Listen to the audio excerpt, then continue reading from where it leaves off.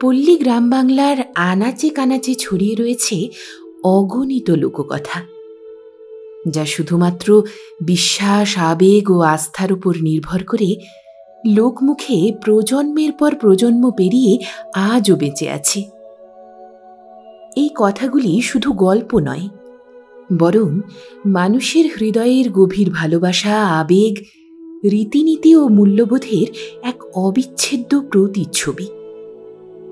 আমরা যখন এই লোককথার অন্তর্নিহিত প্রয়োজনীয়তা ও তাৎপর্য নিয়ে ভাবি, তখন মনে এক অনির্বচনীয় বিস্ময় ও অনুভূতি জাগে, যা আমাদের আরও বেশি মানবিক ও সংবেদনশীল করে তোলে। নমস্কার, আপনারা শুনছেন গল্প একান্তে, একান্তে গল্প শোনার আদর্শ ঠিকানা, যেখানে পাবেন চেনা অচেনা সাহিত্যিকদের অনন্য সব লেখনীগুলি। আজ রইল সাহিত্যিক বিভূতিভূষণ বন্দ্যোপাধ্যায়ের কলমে গল্প মুড়িঘাটের মেলা। শুনতে থাকুন।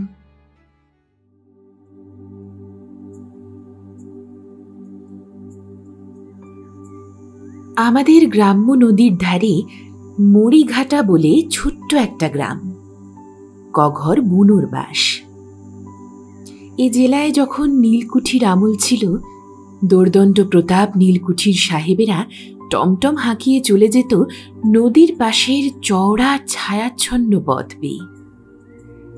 তখন শ্রমিকের কাজ করবার জন্য সাঁওতাল পরগনা থেকে যেসব লোক আমদানি করা হয়েছিল, তাদেরই বংশধরগণ এখন একেবারে ভাষায়, ধর্মে, আচারে, ব্যবহারে সম্পূর্ণ বাঙালি হয়ে পড়েছে। এদেশে তাদেরই বলে বুনো। সমাজের নিম্ন স্তরের শেষ ধাপে এদের স্থান। লোকের কাঠ কেটে, ধান মেড়ে, দিনমজুরি করে এরা জীবিকা নির্বাহ করে। সারা দিন খাটুনির পরে এরা তাড়ি খায়। এই তাড়ি খাওয়ার জন্যই এরা ঘৃণিত হয় পল্লী সমাজে। পল্লী গ্রামে হিন্দু বা মুসলমান চাষি মহলে মদ কেউ ছোঁয় না, ওটা ভদ্রলোকদের একচেটে ব্যাপার। মুড়িঘাটা নদী পথে 4 ক্রোশ আমাদের ঘাট থেকে।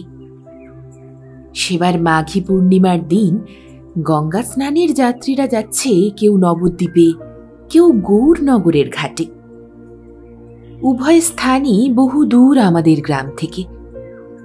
যাদের নিজেদের গরুর গাড়ি আছে, তারা আগের রাত্রে গাড়িতে চড়ে চলে গিয়েছে 18-19 মাইল দূরবর্তী গৌরনগরের গঙ্গা তীরের দিকে। অপেক্ষাকৃত সাহসী ও চালাক চতুর যাত্রীরা যাবে ট্রেনে উঠে নবদ্বীপ। রাধা দুধ দিতে এসে বললে, বাবু, গঙ্গা চানে গেলেন না? যে ভিড়, মেয়েদের নিয়ে অত দূর যাওয়া। তবে মুড়িঘাটা যান নৌকা করে বাবু, কত লোক যাচ্ছে। সেখানে গঙ্গা কোথায়? মুড়িঘাটায় গিয়ে কি হবে? না বাবু, সেখানে আজ গঙ্গা আসেন। কে বললে? সেখানে এক বুনো সাধু আছে, তাকে মা স্বপ্ন দিয়েছেন। আজ 2 বার হলো মাঘী পূর্ণিমার দিন গঙ্গা সেখানে আসবেন।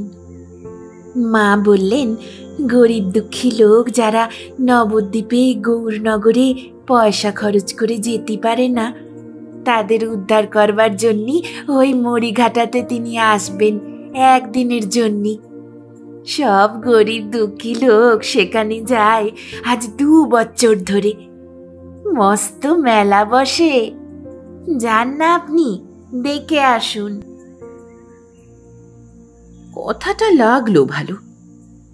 গঙ্গা স্নানে উদ্ধার হবার বাসনা যতই থাক বা না থাক, অনেক লোক যেখানে এসে জোটে পুণ্য অর্জনের আশায়, সে স্থানের অসাধারণত্ব অনস্বীকার্য।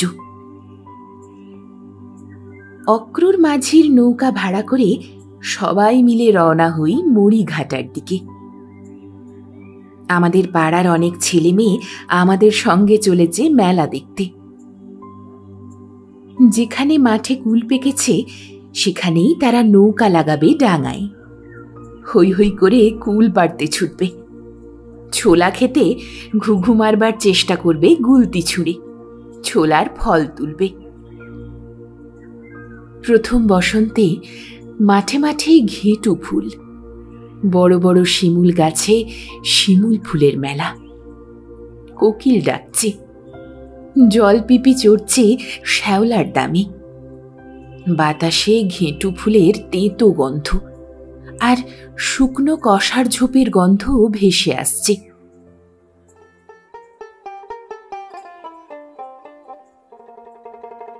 মরিঘাটা পৌঁছতে বেলা 12টা বেজে গেল। দূর থেকে একটা কোলাহল কানে এলো। বহু লোকের সমাগম হয়েছে বটে। আমাদের নৌকা ভিড়ল একটা প্রাচীন বটবৃক্ষের ছায়ায়। সেখানে আমাদের মতোই অমন কত নৌকা ভিড়েছে। বটতলায় কত লোক রান্না করে খাচ্ছে। মেয়েদের ভিড় বটতলার ওপাশের ঘাটে, সেখানেই সবাই স্নান করছে। গঙ্গা নাকি মাত্র সেই জায়গাটুকুতেই আসবার অঙ্গীকার করেছিলেন সেই বুনো সাধুর কাছে। সুতরাং সেখানেই ভিড় করেছে সমস্ত স্নানার্থীরা। তার এক হাতে এদিকেও নয়, এক ফুটো ওদিকেও নয়। অক্রুর মাঝি বললে, মেয়েদের নিয়ে এপারের ভিড়ে কষ্ট হবে, চলুন ওপারে। ওপারে সেই বুনো সাধুর আখড়া। আপনি গেলেই জায়গা দিবে, ওই দেখা যাচ্ছে তেনার আখড়া। ওপারে রান্না করে খাওয়ার জায়গা হবে খন, নইলি এপারে কোণে বা কাঠ কোণে বা উনুনে। মেয়েরা বললেন আগে তারা মেলা বেরিয়ে দেখবেন। মেলা বেড়াতে গেলেন মেয়েরা, আমিও সঙ্গে আছি। তেলে ভাজা বেগুনি ফুলুরির দোকান, খেলনার দোকান, ঘুনসি ফিতে চিরুনির দোকান, চায়ের দোকান।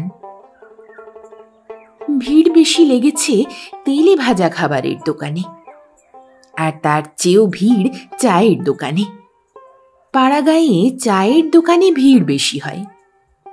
এখানে যারা এসেছে এদের মধ্যে চা অনেকেই বাপের জন্মে খায়নি। শৌখিন জিনিস হিসেবে অনেকেই এক পেয়ালা কিনে চেখে দেখছে। বুনো, কাওড়া, মালো, ডোম, বাগদি মুসলমানদের ভিড় বেশি এই সব মেলায়। হ্যাঁ, মুসলমানদেরও। তাদের মেয়েদের উৎসাহ কোনো অংশে কম নয়। গঙ্গা স্নান তারা অবশ্যই করে না, কিন্তু মেলা দেখতে আসে আর জিনিসপত্রও কেনে। চায়ের দোকানের ভিড়ের মধ্যে দেখি এক মা অনিচ্ছুক ছোট ছেলের মুখের কাছে চায়ের ভাঁড় ধরে বলছে, খেয়ে নে, অমন করবি তো। এরে বলে চা, ভারী মিষ্টি, দেখো খেয়ে। ওষুধ, জ্বর আর হবে না। মলজা ছেলে, 4 পয়সা দিয়ে কিনে এখন আমি ফেলে দেব কনে? মুই তো 2 ভাঁড় খেলাম, দেখলি নে, খা। সরলা পল্লীবধূদের ঠকিয়ে মহকুমা শহরের ঘুঘু দোকানদার অবিনাশ মোড়ল মণিহারি দোকানে জিনিস বিক্রি করছে। এরে বলে সোহাগী সাবান, গরম জল করে মেখে দেখো না নিয়ে গিয়ে, ভুর ভুর করবে গায়ে গন্ধ, চুলকুনি সেরে যাবে ছেলেদের। 9.5 আনা দাম, তা তোমাদের কাছে আলাদা কথা, তাই 2 পয়সা কম দিও। দাও পয়সা।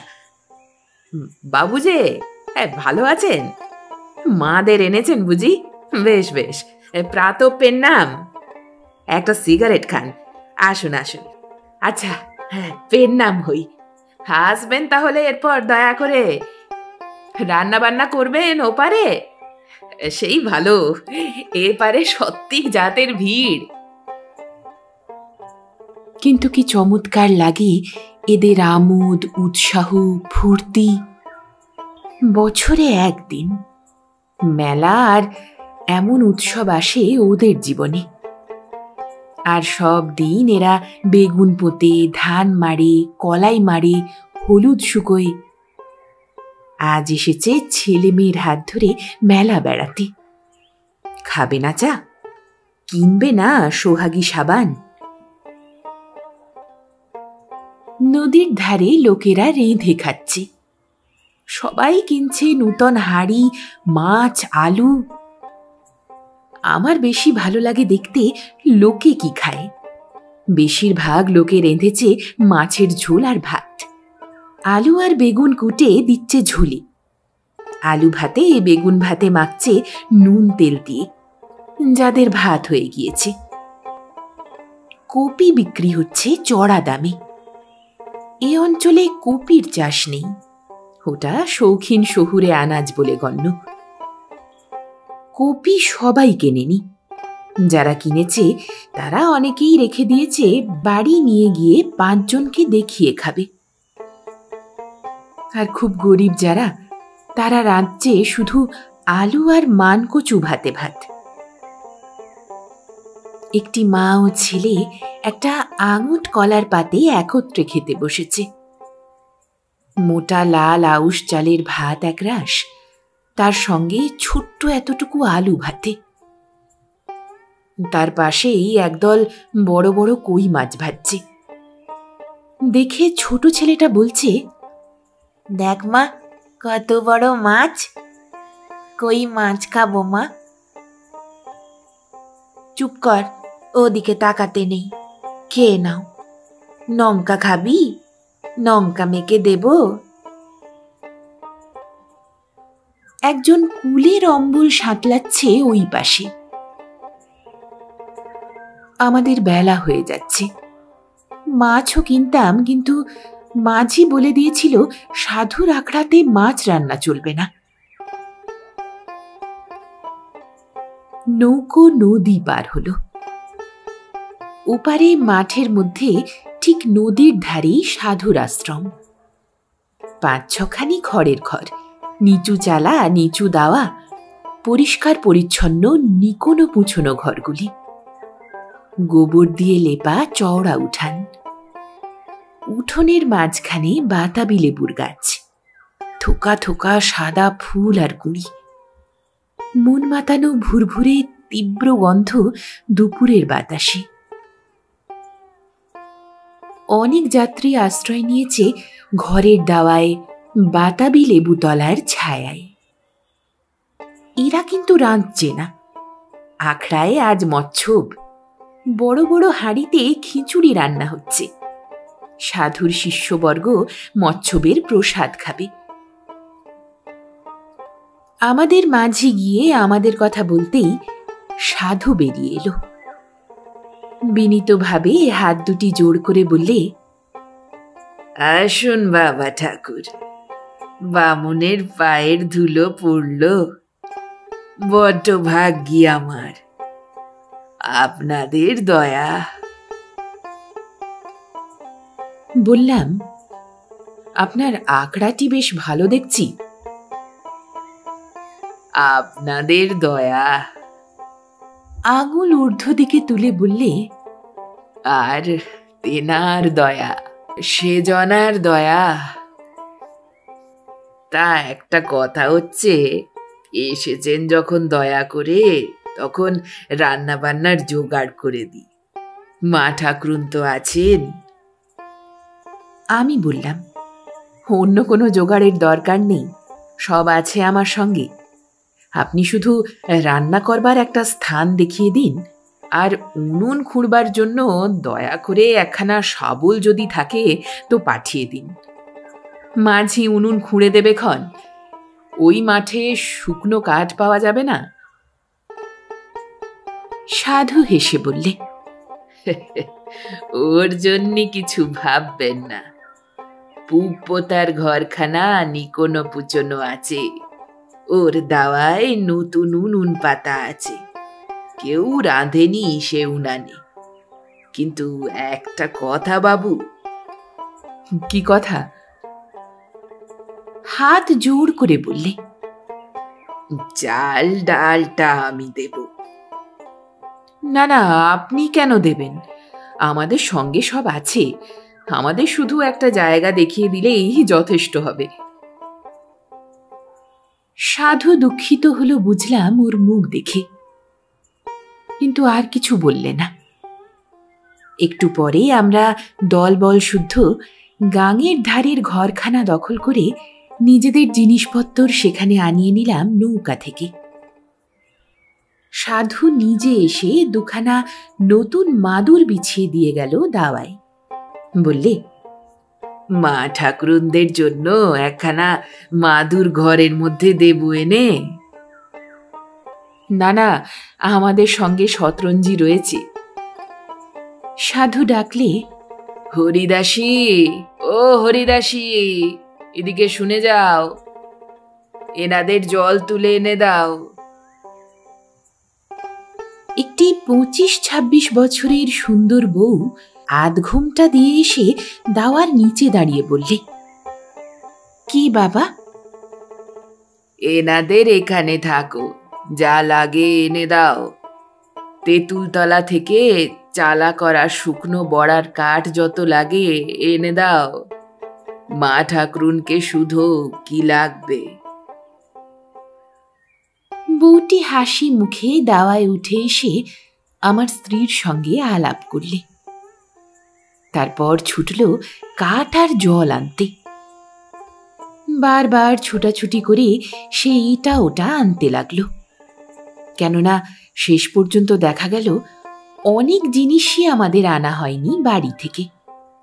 যেমন হাতা আনতে ভুল হয়েছে, জল রাখবার বালতি বা ঘড়া নেই, ডাল ঢালবার পাত্র নেই, শুকনো লঙ্কাও খুঁজে পাওয়া গেল না মশলার পুঁটুলিতে, ইত্যাদি। আমার স্ত্রী অপ্রতিভ মুখে আমার দিকে চেয়ে আমার ঘাড়ে দোষটা চাপিয়ে দেবার চেষ্টায় বললেন, বাবা, যে তাড়াতাড়ি তোমার, ওতে কি সুশ্রম খুলে সব জিনিস গোছানো যায়? অত হড়বড়ানিতে মাথা গুলিয়ে যায় না। আমি নির্বিকার ভাবে অন্যদিকে চেয়ে থাকি। ইতিমধ্যে সাধু বাবাজি একটা বড় 2.5 সেরা পালি ভর্তি মুরগি আর এক ছড়া সুপক্ষ মর্তমান কলা নিয়ে এসে বললে, বাবু, সেবা করুন। এসব আবার কেন? কেন বাবু, আমরা এতই অধম জাত যে আমাদের কোনো জিনিস নেবেন না? না না, নিচ্ছি তো, জল নিচ্ছি, কাঠ নিচ্ছি, বাসন কোসন নিচ্ছি। তাহলে কি নিলাম না বলুন? খাবার দাবার কেন আবার? তা হোক, আমার আখড়ায় আপনাদের মতো লোক কখনো আসেনি। আমি যেতে বুনো ভেক নিয়ে বষ্টম হইছি। তেনার দয়া, কি বুঝি বলুন? আমার নাম ছিল রামনাল বুনো, আমার বাপের নাম ছিল ছিহরি বুনো। তিনি তবলদার ছিলেন। বদ্দন্যকের বাড়ি কাঠ কেটে সংসার নির্বাহ করতেন। এক কম 100 বছরে মারা যায়। আমার বয়স কত বলুন দিকি বাবু? সাধুর চেহারা বেশ ভালো লেগেছিল আমার। খুব মোটা, জোয়ান, লম্বা চেহারা, প্রকাণ্ড ভুঁড়ি, অথচ অথর্ব গোছের মোটা নয়, বেশ বলিষ্ঠ, কর্মকুশল হাত পা, লম্বা ধরনের খুব বড় মুখখানা, মস্ত বড় বড় জলজলে চোখ দুটো, নারদ ঋষির মতো এতখানি সাদা দাড়ি, মাথায় লম্বা চুল পেছন দিকে মেয়েদের মতো ঝুঁটি করে বাঁধা, অথচ মুখখানিতে বালকের সারল্য ও হাসি। যাত্রা দলের মহাদেবের মতো দেখতে। বললাম, কত হবে? 60-62। সাধু হেসে বললে, বিশ্বাস করবেন না, 79 বছর যাচ্ছে তেনার দয়ায়। সত্যি আশ্চর্য হবার কথা, এমন জোয়ান পুরুষটিকে 80 বছরের বুড়ো কোনো ক্রমেই ভাবা যায় না। মুখের চামড়া মসৃণ অকুঞ্চিত, বালকের মতো। একটি রেখা নেই কোথাও মুখে। অবশ্যই সেটা খানিকটা সম্ভব হয়েছে মেদবাহুল্যের দরুন। অবাক হয়ে সাধুর দিকে আমি চেয়ে রইলাম। বাবু, বিশ্বাস না হয় অম্বরপুরের কাছারির পুরানো কাগজ দেখবেন। 1301 সালের বন্যের সময় আমি কাছারিতেই পেয়দা হয়েছিলাম। তখন আমার উঠতি বয়স, নাটি ধরতে পারি, সড়কি ধরতে পারি। তারপর এই পথে আলাম। তেনার হুকুম হলো, তা অনেক দিন ভেগ নিয়েছি। আজ 36-38 বছর হবে। বিয়ে থাওয়া করিনি। এই আকড়া যেখানে দেখছেন, এখানে জঙ্গল ছিল। কি গহীন জঙ্গল! বাঘ থাকতো, জঙ্গল কেটেই আখড়া জমাই। তা ভালো লাগে? বড্ড আনন্দে থাকি বাবু। শিষ্যি সেবকেরা আসে, সন্ধেবেলা জোছনা ওঠে। গাছের ধারের বড় ঘরখানা হলো ঠাকুর ঘর। ওর দাওয়ায় বসে খোল করতাল বাজিয়ে হরিনাম করি।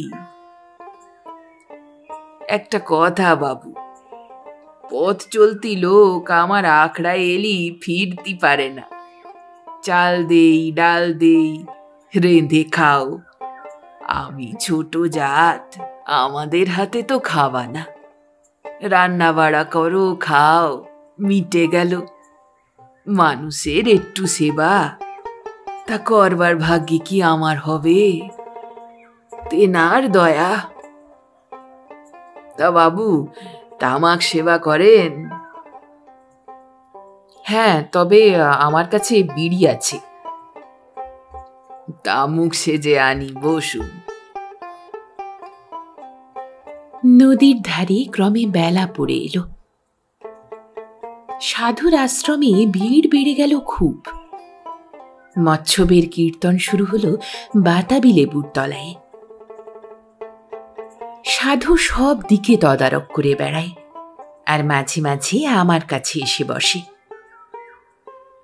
কিন্তু একদণ্ড সুস্থির হয়ে সে বসতে পায় না। এ এসে বলে একটা ঘোড়া দাও, ও এসে বলে একটা ঘটি দাও। সাধু উঠে উঠে গিয়ে তাদের জিনিস দিয়ে আসছে। যে যা হুকুম করছে তখনই তামিল করছে। এতটুকু অহংকার নেই, সাধুগিরির কোনো দম্ভ নেই, যেন সবারই ও চাকর। অনেক লোক আকড়ার বড় উঠানে ইতস্তত রেঁধে খাচ্ছে। সবাই মৎস্যবের ভাত খাবে না বুঝলুম। একবার হরিদাসী এসে বললে, বাবা, নামযজ্ঞ শেষ হয়েছেন, কিছু মুখে দেন এবার, সকাল থেকে খাননি। সাধু বললে, আগে ওদের সকলকে পাতা করে বসিয়ে দাও, আমার খাওয়ার জন্যই ব্যস্ত কেন? তখন বেলা 5টা হবে। আশ্চর্য হয়ে বললাম, সকাল থেকে কিছু খাননি? হরিদাসী বললে, বাবার ওই রকম, সন্ধ্যের আগে একেবারে খান। অন্যদিন সকালে পেঁপে খান, কলা খান, আজ তাও খাননি। আপনি কিছু মুখে না দিলে আমি কিন্তু খেতে বসবো না বাবা। সাধু হেসে বললে, আচ্ছা, একটু গুড় জল নিয়ে আয়। মালসা ভোগ নিবেদন হয়েছে। যা, বাবুদের জন্যই একটা ভালো দেখে মালসা নিয়ে আয় দিকি আগে। দুখানা পাটালি বেশি করে দিয়ে আনিস। তা বাবুদের মালসা ভোগ খেতে কোনো আপত্তি নেই তো? না না, আপত্তি কিসের? হরিদাসী চলে গেল। এবং খানিক পরে একটা মালসা ভোগ আমাদের সামনে নিয়ে এসে রাখলে। রান্না হচ্ছিল পাশের ঢেঁকি শালের এক কোণে। হরিদাসী সেদিকে তাকিয়ে বলে উঠল, বাবু, আপনাদের রান্না হয়ে গিয়েছে? কলার পাতা কেটে আনি, জায়গা করে দিই, খেতে বসুন, বেলা যে নেই। বলে সে আবার চলে গেল। জিজ্ঞেস করলাম, এই বউটিকে? তোরা গোয়ালি, কাছেই কামদেবপুরে বাড়ি, আমাকে বড্ড ভক্তি করে, একেবারে যেন আর জন্মের মেয়ে আমার। ওরা স্বামী স্ত্রীতে আমাদের এখানে মচ্ছবের অন্নভোগ খায়, অনেকেই খায়। আমাদের খাওয়ার সময়ে সাধু কতবার যে এলো গেল, হাত জোড় করে ঢেঁকি শালের বাইরে দাঁড়িয়ে রইল। খাওয়ার শেষে যখন হরিদাসী বড় এক বাটি জাল দেওয়া দুধ হাতে ঢুকল, তখন আমরা প্রতিবাদ জানালাম, দুধ কেন আবার? হরিদাসী জানালে এ দুধ তার নিজের হাতে জাল দেওয়া, খেতে কোনো আপত্তি হবার কারণ নেই। সাধু বললে, সেবা করুন বাবু, আমি ওরে বলেছিলাম বাবুদের জন্য 1.5 সের দুধ আলাদা করে ক্ষীরের মতো জাল দেও, ওদের খাওয়ার কষ্ট হবে।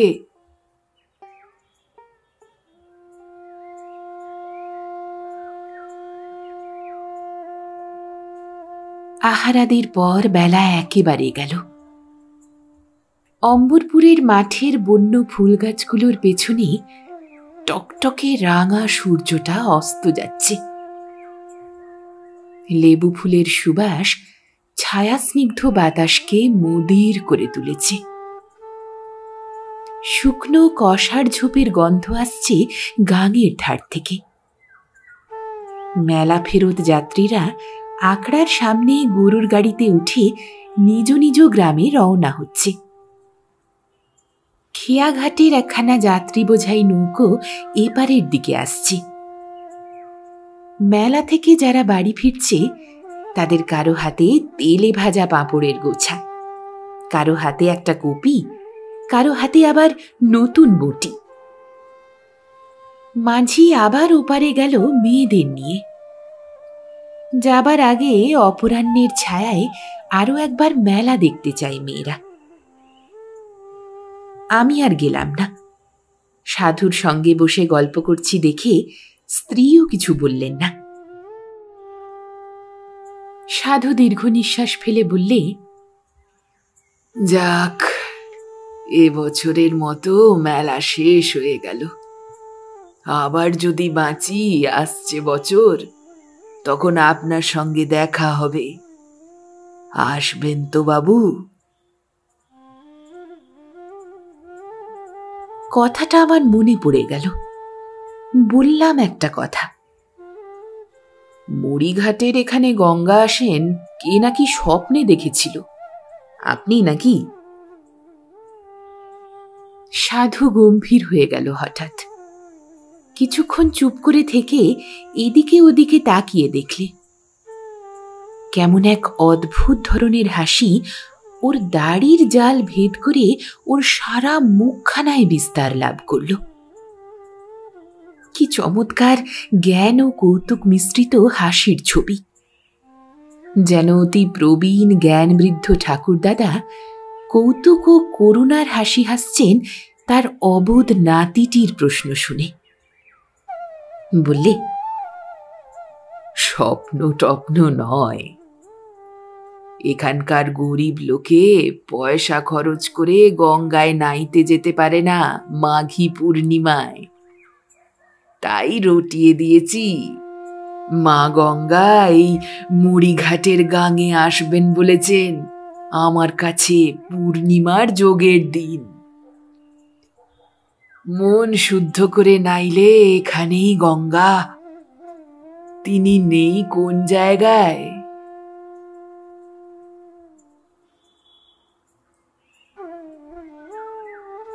সন্ধ্যা হবার আগেই সাধুর কাছে বিদায় নিয়ে যখন নৌকায় উঠি, তখন ওপারের সেই বটগাছটার পিছন থেকে মস্ত বড় চাঁদখানা উঠেছে। এপারে চিকচিকে চখা বালির ঘাটে হাত জোড় করে বুনো সাধুটি দাঁড়িয়ে বলছে, মা ঠাকুরুনকে নিয়ে আবার আসবেন বাবু সামনের বছর। ভুলে যেও না মা তোমার বুড়ো খোকাকে। দণ্ডবত হই মা, যদি বেঁচে থাকি সামনের বছর পায়ের ধুলো যেন পড়ে।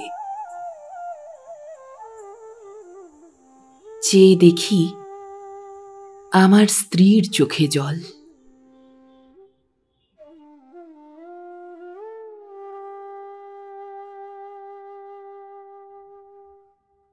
শেষ হল সাহিত্যিক বিভূতিভূষণ বন্দ্যোপাধ্যায়ের কলমে গল্প মুড়ি ঘাটের মেলা।